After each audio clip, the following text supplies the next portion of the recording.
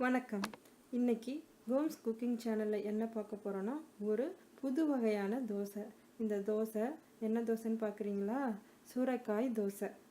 நீங்கள் இதுக்கு முன்னே சுரைக்காயில் குழம்பு, கூட்டு எல்லாம் சாப்பிட்ருப்பீங்க.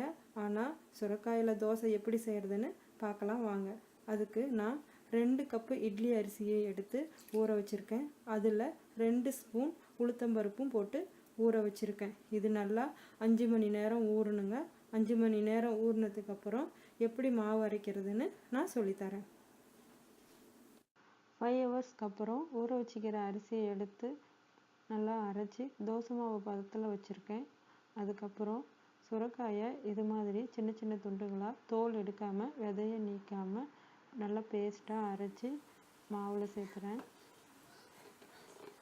மாவில் நல்லா சேர்த்துட்டு இப்போ நான் கொஞ்சம் உப்பு இது கூட சேர்த்துறேன்.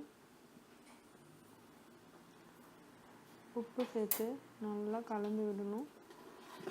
நல்லா இந்த சுரைக்காய் பேஸ்ட் வந்துட்டு மாவு கூட நல்லா கலந்து வரணும்.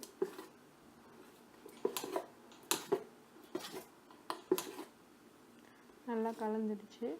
இப்போ நான் இது ஓவர் நைட் புளிக்கிறதுக்காக வைக்க போகிறேன்.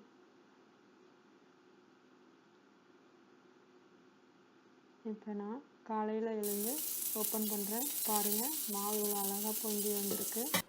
இந்த மாவில் கொஞ்சம் எடுத்து நான் தோசை ஊற்றுறேன்.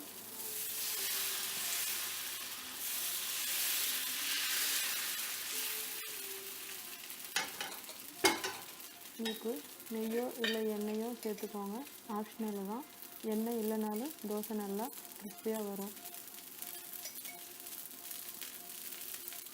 தோசை ஒரு பக்கம் வெந்துச்சு. இது நாம் 2 பக்கமும் திருப்பி போட்டு தான் வேக வைக்கணும். இல்லைன்னா அந்த சுரைக்காயோட பச்சை ஸ்மெல் வரும். 2 பக்கமும் பாயில் ஆகிடுச்சுன்னா டேஸ்ட் ரொம்ப நல்லாயிருக்கும்.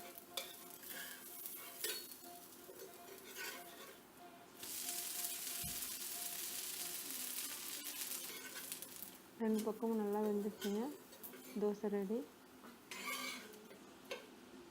இதே மாதிரி இன்னொரு தோசை ஊற்றுறேன்.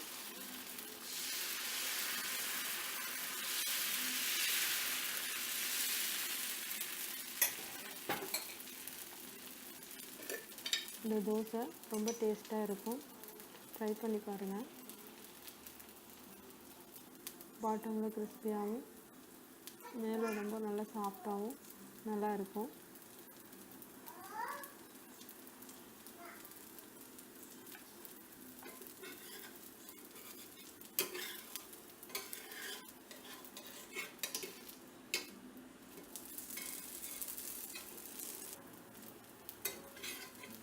தோசை 2 பக்கமும் நல்லா வந்துடுச்சு. இதையும் எடுத்துடுறேன். அவ்வளோதாங்க, அருமையான சுரைக்காய் தோசை ரெடி. செஞ்சு பார்த்துட்டு டேஸ்ட் பண்ணிவிட்டு எப்படி இருக்குன்னு சொல்லுங்கள். தேங்க்யூ.